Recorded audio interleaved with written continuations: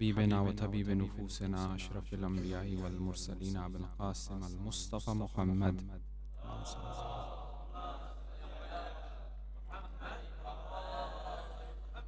وعليه الطيبين الطاهرين المعصومين المظلومين سيما بقية الله الأعظم بقية الله خير لكم إن كنتم مؤمنين ولعنة الدائمة على أعدائهم وغاصبي حقوقهم أجمعين من الآن إلى قيام يوم الدين. أما بعد، عظم الله أجورنا وأجوركم. السلام عليكم جميعا ورحمة الله وبركاته. أما بعد، قال موسى بن جعفر عليه السلام في دعائه: وأنك لا تحتجب عن خلقك إلا تحجبهم أعمال دونك. There's a very beautiful dua which is from our seventh Imam, Imam Musa Kazim alayhi salam,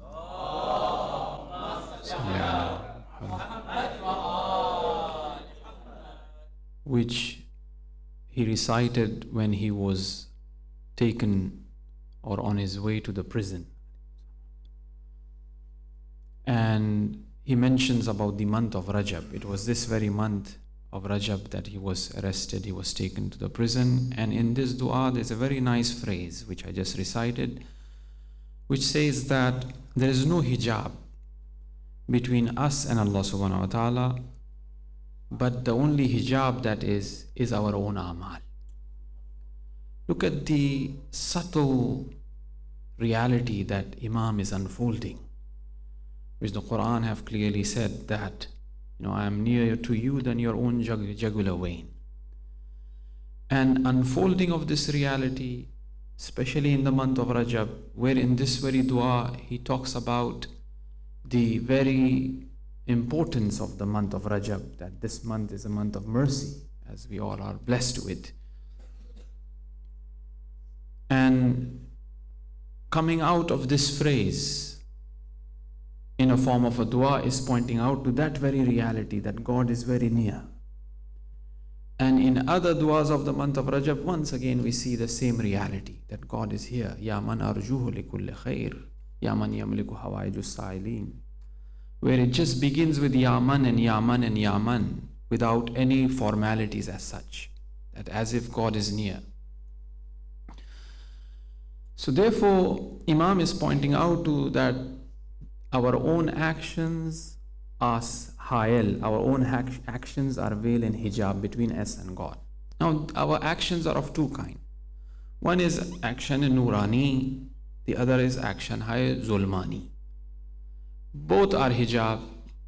That is why in the munajat of Shabaniya we recite that, O Allah, provide me kamalul inqita alayk, wanir absaru qulubina bidiyai nadhira ilayk, hatta taqriq absarul qulub wujuban nur. The hijab hai nurani. So our own actions, which are perhaps positive, which are our ibadat, which are our prayers, which could be our charity, which could be helping others, they themselves could become a hijab, and they become a hijab. Prophet would sit with his ashab. At the end of the session, he would say astaghfirullah, or he would do astaghfar. The people around him or the ashab who sat with him would ask that, O Prophet, is it something us that you're doing astaghfar of, that you were in our company? Is it something related to us? The Prophet said, no. After I do the mu'izah, after I advise, after I speak to you, a hijab comes in my heart between me and Allah. And I do astaghfar to get rid of this hijab that comes about. So these astaghfars that the Prophet mentions and recites 70 times after Asr in other different ways that he has prescribed and asked, it is natural to insan, of him being nisyan, of him having nisyan, of him having that ghaflat and forgetfulness, that he forget, whether that be in a state of advising, whether that be in a state of completely darkness. He has forgot, he forgets. So these astaghfar is for that. So Imam is pointing out to that our amal, he didn't really mention hijab hai, amal hai nurani wa amal hai zulmani. However, it could be of two, obviously. Zulmani ke obviously there is no doubt about it.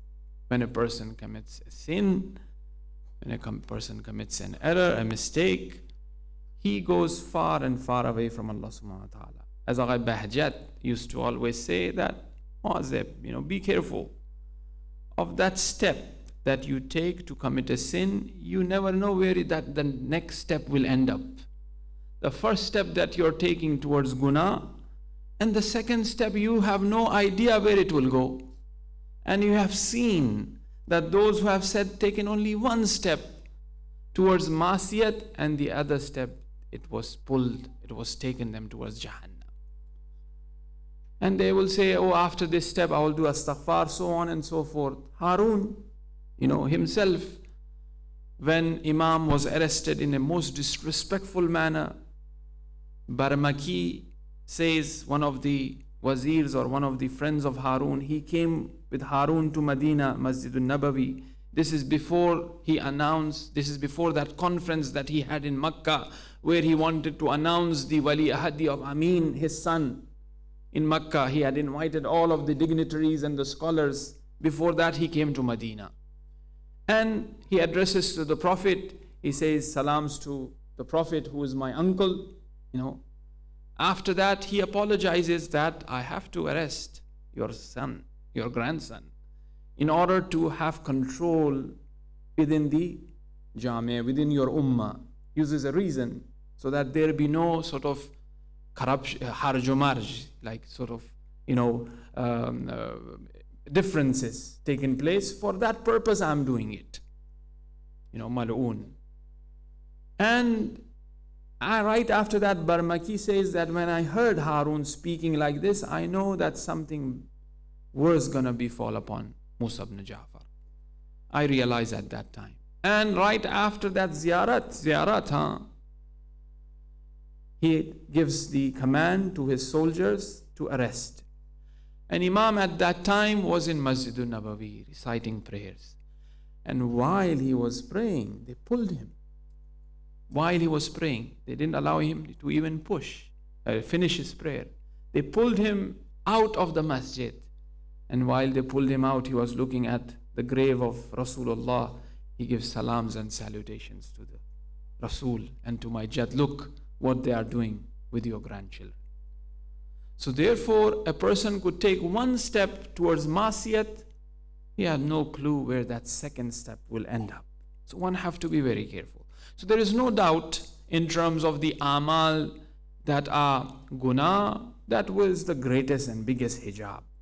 But at the same time, there could be an amal that could be like a 2-rakat prayer of shaitan, which was 4,000 years according to the 6th Imam. The 2-rakat prayer of shaitan lasted for 4,000 years. That is an amal. How beautiful that amal is, ibadat of Allah, isn't it? He is the Imam of the Malaika. That's why he's known as jinn. It comes from jineen, something hidden. That is why there's a difference of opinion in regards to whether he was a jinn or jinn, in the sense that he was hidden amongst the angel, or he was an angel. Anyways, so he was the Imam of the Malaika, 6,000 years of ibadat. But that one sajda, which was asked the way Allah wanted, the command is from Allah, not the ibadat the way you wanted or I wanted. I wanted to have the best of ziyarat. No disturbance, nothing. I want to go sit with Imam Hussain alayhi salam. But somebody comes, a child comes, makes a noise. I get upset. I call names. I do this. It's gone. The way I wanted, the way I want, ego. But it's actually the way Allah wants. That salutations and that salams itself from very far is accepted by Allah subhanahu wa ta'ala, by the Imam himself. That ziyarat is qabul. So it could be an action, outwardly speaking, an action of ibadat and nurani, but that could be a hijab. Now we could say that, okay, there's some sort of understanding here. Yes, an action of, nurani and ibadat, and perhaps a person is, have that ego and he's obsessed and he's overwhelmed, by this. He has this self-righteousness Perhaps because of that it is happening. But sometimes even that regular amal of ours, that it will not make us arrogant, even that could be of an issue.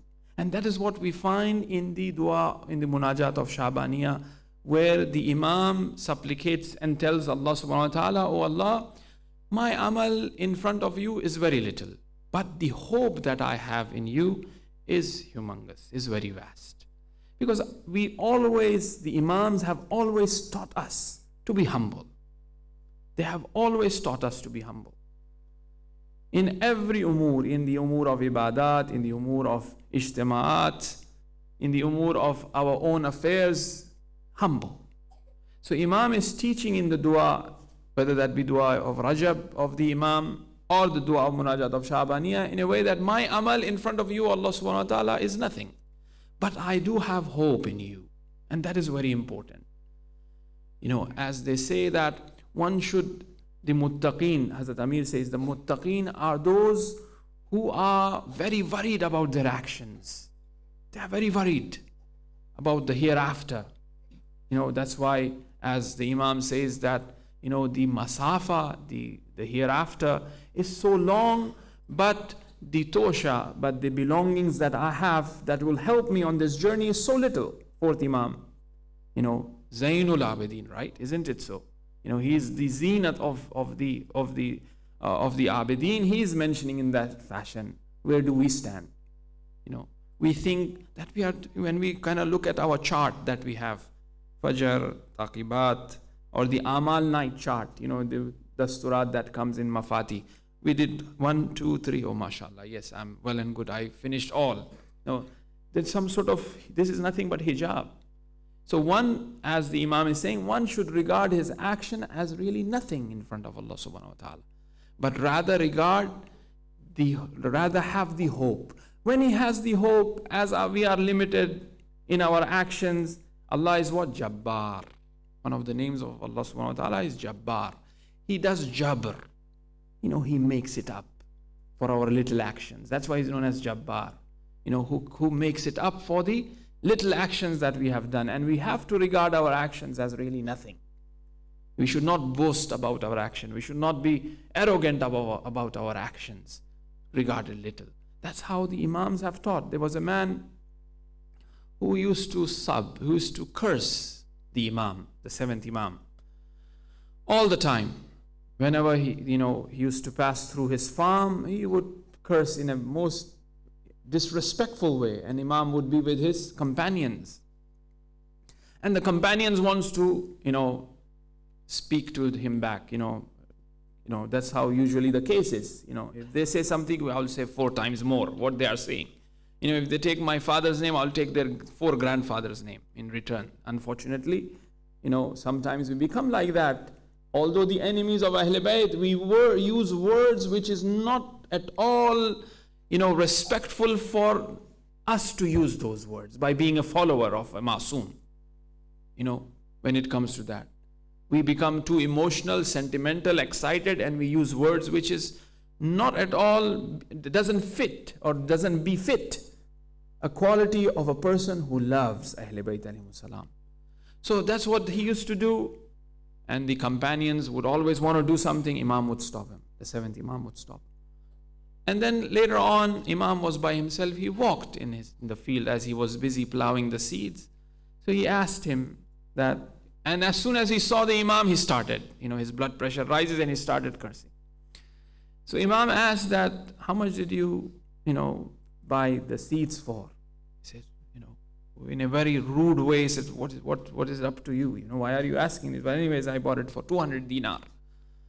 So Imam said, how much do you expect the profit of the seeds that you are planting? He said, maybe I don't have ilm ghaib. Why are you asking me about this? About 100 dinar perhaps I will get in return. After that 200 dinar that I have spent, I might have a profit of 300. In total of 300 I will get back, 100 dinar of profit. Then Imam pulls out a bag which was of money and he said, here's your 300 dinar for you. And then he leaves after that. And after that fasl and after that season comes and all that, when he gets the profit, he comes to the Masjidun Nabawi where the Imam was sitting with his ashab, and he says, Allah have really placed the Risalat in the right Khandan. He has really given that sharaf to the rightful people. You are the righteous people. And he started kissing the hands of the Imam. It's Sahabi, everybody, companions were shocked that what happened. All of a sudden this 180 degrees change in him. Why? It's the humbleness of the Imam. It's the akhlaq of the Imam. Imam said that this man was in difficulties. However, he was the enemy. However, he behaved in the most, worst way and disrespectful way. But look how Imam responded to that. There's nothing but when a person, although at that qudrat, the maqam vilayat is not a joke. On what level the Imam is in terms of his ilm, in terms of his akhlaq, in terms of his khandan, his lineage, in terms of that hidden power that he has, where a person was arrested in Baghdad saying that he have claimed to be the Prophet. And then the Khalifa's friend, who was a scholar, he goes to the prison and inquires that you have claimed yourself to be the Prophet. He said, never will I do that. How can I do that? These people are lying. And then he says, when I was in Sham, I used to worship at the place where they used to put the head of Imam Hussain alayhi salam. This incident is reported by Saduq, by Kulaini, by Sheikh Abbas Qummi as well. And there I used to pray and worship, and all of a sudden a man appeared in Sham. And then he asked me, would you like to do ziyarat? He said, of course. Then he asked me to close my eyes. So I closed my eyes. And then he asked me to open the eyes again. And I was in Kufa. He said, oh man, this is Maqam Jibrail. You pray 2 rakat, I will pray 2 rakat as well here. Then after that, he asked me to shut my eyes again. I shut my eyes. Then after that, he asked me to open the eyes. Oh, brother, this is the place of the Prophet. You pray 2 rakat, I will pray 2 rakat as well. From 600 miles from Sham to Kufa, and then from Kufa again to Medina, just by that shutting of the eyes and opening. Not that they are traveling anywhere. Something else is happening here. Then finally to Makkah, Masjidul Haram, Bab Jibrail, praying. After that, once again, open your eyes, O Mard. He opens it, back in Sham again, back in Syria again. And then he left. Same incident happened exactly after one whole year. Same, everything same. And then he says, finally, when I reached Sham, I fell on his feet. And I asked him, Omar, who are you? And he said that I'm Musa ibn Ja'far ibn Muhammad ibn Ali ibn al-Hussein ibn Ali ibn Abi Talib. Allahumma salli ala. And then after this, I started mentioning to people about this mu'jiza. Indeed, it's a miracle. And then when I mentioned to people about this miracle, people gathered, people becoming, believers of this man who is the family of Ali, obviously, alayhi salam. And then they arrested me, and then now they have put me in prison. Oh, Sheikh, you are the friend of the Khalifa. Tell him that, relieve me and release me. I have children and wife and kids, and I haven't claimed myself to be a prophet. This is the whole story behind my arrest. And finally this Sheikh goes to the Khalifa. He says, release him. He said, okay, the same person who took him from Sham to Kufa to Medina to Makkah and brought him back, ask him, he will release him and relieve him. So he comes back with a sad face that I went to the, I couldn't do it. I really apologize. However, this is what he has said. He said, thank you very much. And then he did tawassul to Babul Hawaij. And then without the door of the prison being open, without the window being open, there appears Musa ibn Ja'far, and he says, oh Sheikh, close your eyes. And he opened his eyes right in front of the door.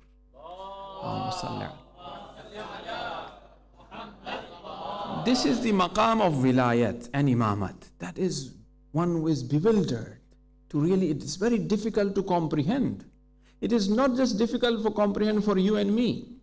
However, there was something about it that Prophet had to announce it. As Allah says, Ya ayyuhar Rasul balligh ma unzila ilayk.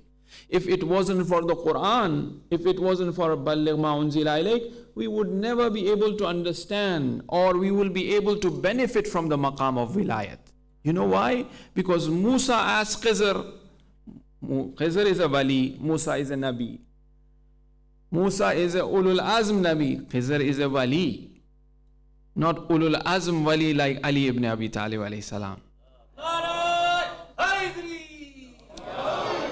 And then Musa, you will not bear the patience. You will not be patient. And the whole story is in Surah Kahf, one after the other. Musa couldn't understand the maqam and the hikmat and the wisdom behind wilayat. He just stopped there. No wonder it was Qana Qabe Qawsayn aw Adna, and Amirul Mu'mineen alayhi salam welcome the Prophet sallallahu alaihi wasallam. So the maqamat of wilayat, the station of imamat, where Hazrat Ibrahim, who is ulul azm and the champion of Tawheed, says, I want this, and in my lineage, in my children, I want this. So therefore, that maqam of wilayat, for which Hazrat Amir from Adam, as there was, recently the wiladat, obviously you have seen the clip of video that was sent, and you might have that about Amirul Mu'mineen being present at the time of Adam, at the time of Nuh, at the time of Ibrahim, at the time of Musa, and so on, and all the Prophet, and finally the Khatamun Nabiyeen, and he raises his head and he says, yes, this is the man. So the wilayat came in the outward and real and dunyavi form, which required the nabuwat to stop. It appeared. So far it was hidden with all the prophets.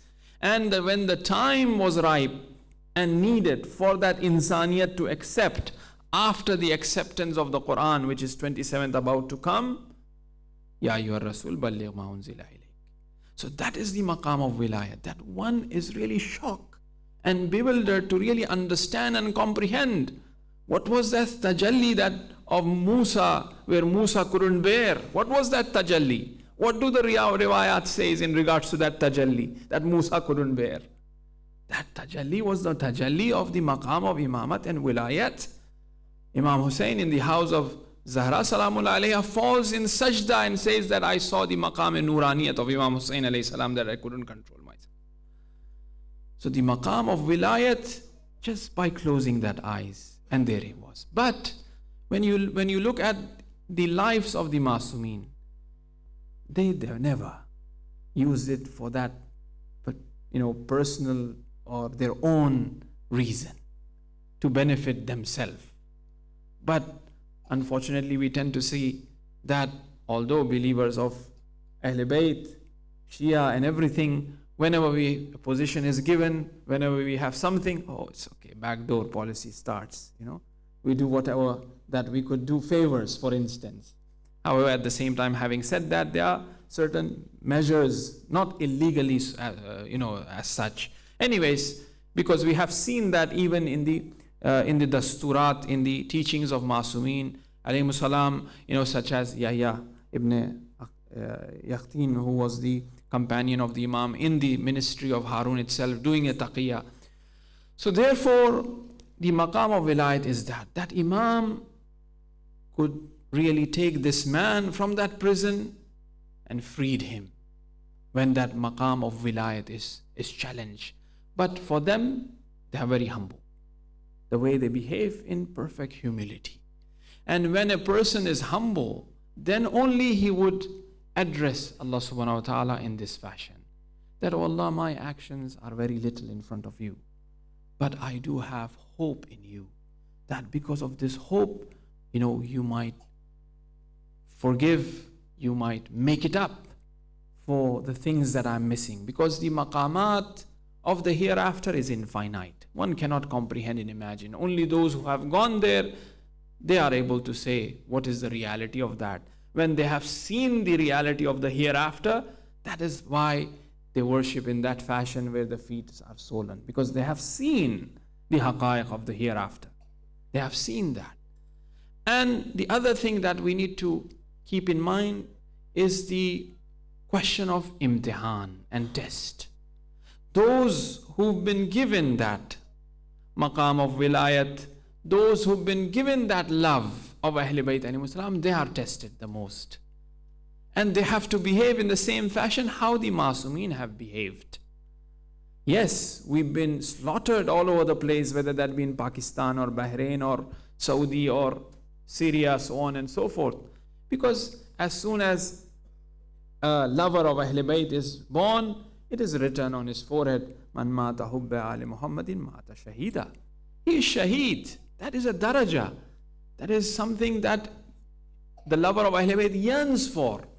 We are a believer of a school that all of the 11 imams of ours, they all become shaheed. Point me out one place, one maktab, that all have attained that martyrdom. That shahadat, a religion one after the other. Every imam that we believe in, they become shaheed. They were shaheed.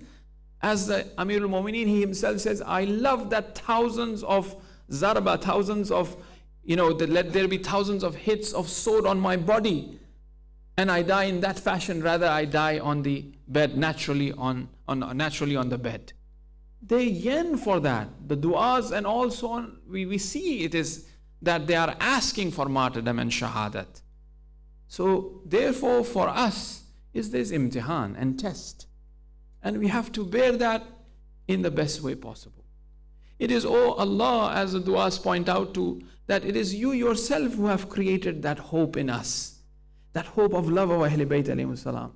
The hope of being forgiven. One should not be upset and hopeless in regards to that. One should be hopeful of oneself. And the imtihanat, when they should never be hopeless. They should be hopeful. Yes, our amal are little. Our actions are little. And you are the one who yourself have said you will make it up. And you are the one who have placed that hope in us. One have to raise one's dua, one have to raise one's hands in dua to really connect to Allah subhanahu wa ta'ala in these days, in these nights, by which our salvation is there, through which our salvation is there. So, conclusion, one is where a person should completely say that his actions are really nothing, whether that be, his night prayers, gifts, so on and so forth. But at the same time have hope in Allah subhanahu wa ta'ala. Do not become hopeless about himself or about the hereafter. He should have that hope in Allah subhanahu wa ta'ala. That is the energy that will provide him on this journey. As we are approaching the time, inshallah, I will not take much of your time.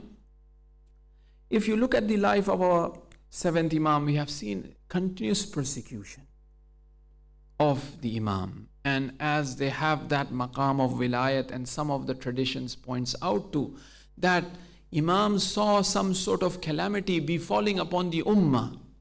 And then he said, I am here to take that. On behalf of the ummah, I will take this calamity. And he faced this 25 years or more days in prison, one after the other. And it was not just one prison, but he was taken from prison to prison. And the reason why he was taken from one prison to the other was that his etiquette and his akhlaq and his nature. They would say, they would propagate that he is the one who loves khilafat and he wants to be the leader.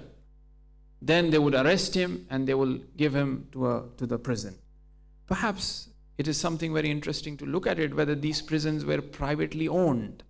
Some of the prisons were privately owned. It's not really the prisons of the Khulafa, as a Khalifa as such. However, it could be privately owned. Because these prison guards or these prisons, they would change after looking at the behavior of the Imam, that he is always in ibadat.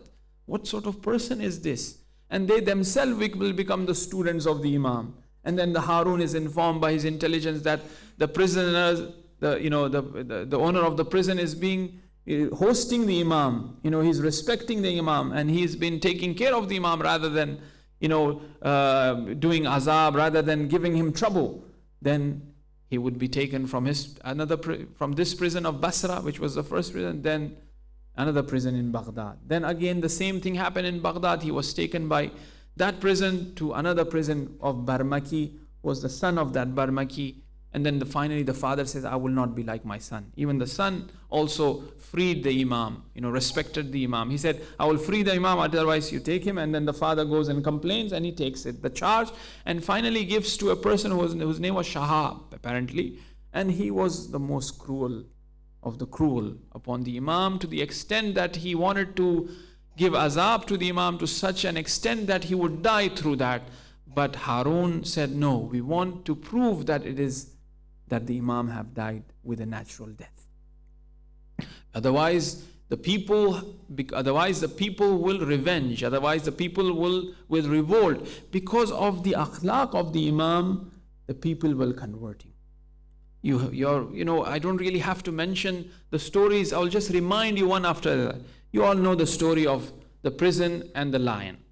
You all know the story of the prison and the corrupt woman. You know the story of the man who was playing music in his house, and then he was passing by the girl, and he came running without his feet. Was one of the royals of that place. And then finally, it's all the dastura, is the akhlaq of the Imam, which was converting people. It wasn't that he was openly asking people to really do bay'ah and I want the leadership, let's do qiyam. No, it was the akhlaq that was changing the people. And that is what is needed. And that is something that the Imams after Imam Hussein alayhi salam have practiced. If you look at the principle was the same, to qiyam against the oppressors, to do qiyam against the oppressors. But in what fashion? But in what way? The qiyam changed against the oppressors in a way of akhlaq. Yes, they spoke against the oppressors very openly. But at the same time, they showed their best of akhlaq to people, and people started converting. And that is what is needed as we are in the time of the 12th Imam. And that has been the methodology of all the Imams. And this Imam the same, if we are following that Imam. So we have to change people from our etiquettes, from our akhlaq. They should be. So finally, this man who was Shahab, apparently the most cruels of all the prison, and people who have done the ziyarat in the prison of Basra, in other prisons as well of the Imam, they have seen that the height and the wall is not even for a person to stand there. And in chains, and the amount of and pressure that the Imam had in different ways. And he was overcoming all of that. To the extent in the du'as he would recite that, oh Allah, I asked for a peaceful place, that you have given me this peaceful place, that no one is around, and I could supplicate to you. I could do munajat to you. How beautiful is that? That Imam is thanking Allah subhanahu wa ta'ala of what he is going through. And it reached to a point that the Imam said, oh Allah, the time have reached that you take me from this dunya. Because pointing out the amount, the intensity of the zulm that the Imam was facing was that the Imam have faced intense amount of zulm, of pressure in these prisons, that finally Imam requests that.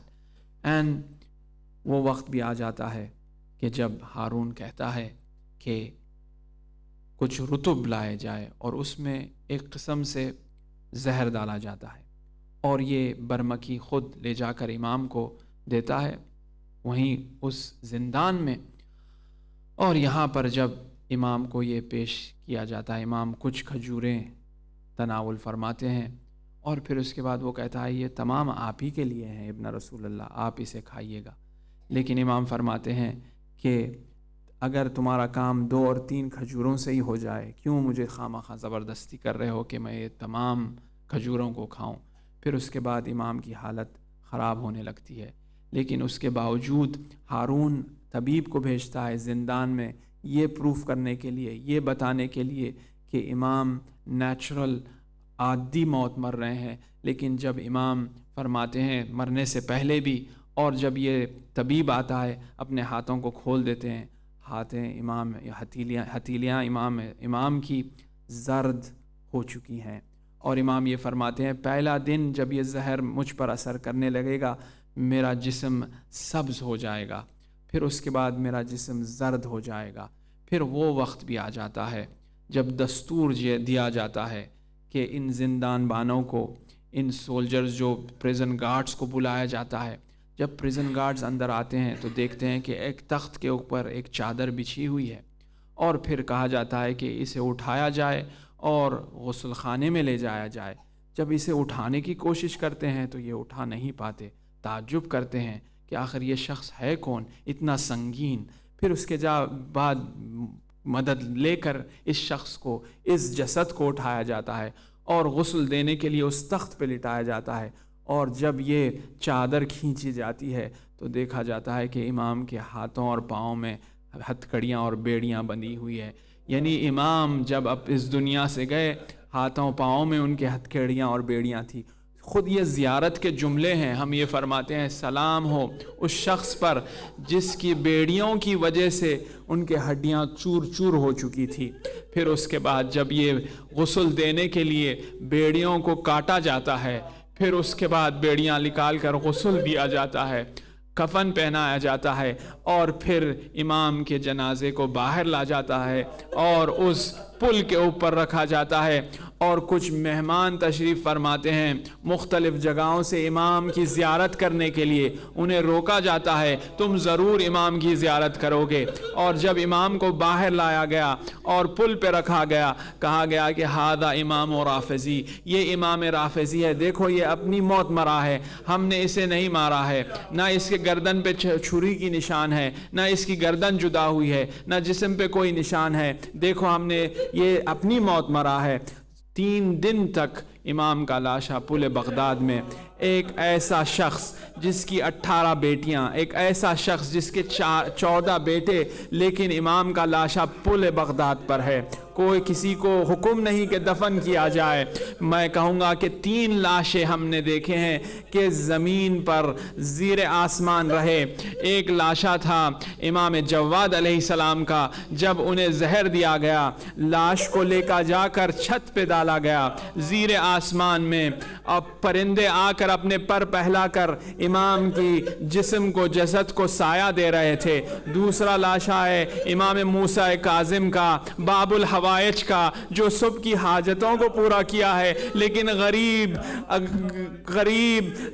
Jail میں، prison میں مارا گیا ہے۔ پھر اس کے بعد ان کا لاشا بغداد پر رکھا گیا ہے۔ اور وہ تیسرا لاشا ہے لا یومک یومک ابا عبداللہ علیہ السلام، آبا عبداللہ الحسین کا لاشا، جس کے لیے امام زمانہ فرماتے ہیں کہ میرا سلام ہو اس امام پر جس کے جسم پہ سر نہیں تھا، جس کے بدن پہ کپڑا نہیں تھا۔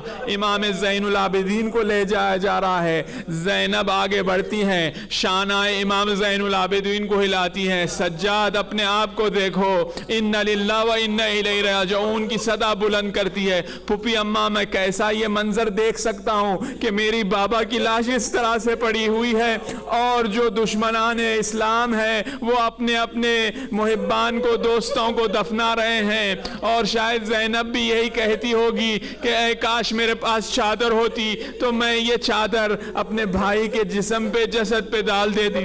اللہ لعنت اللہ علی قوم الظالمین، سیعلم الذین ظلموا ای منقلب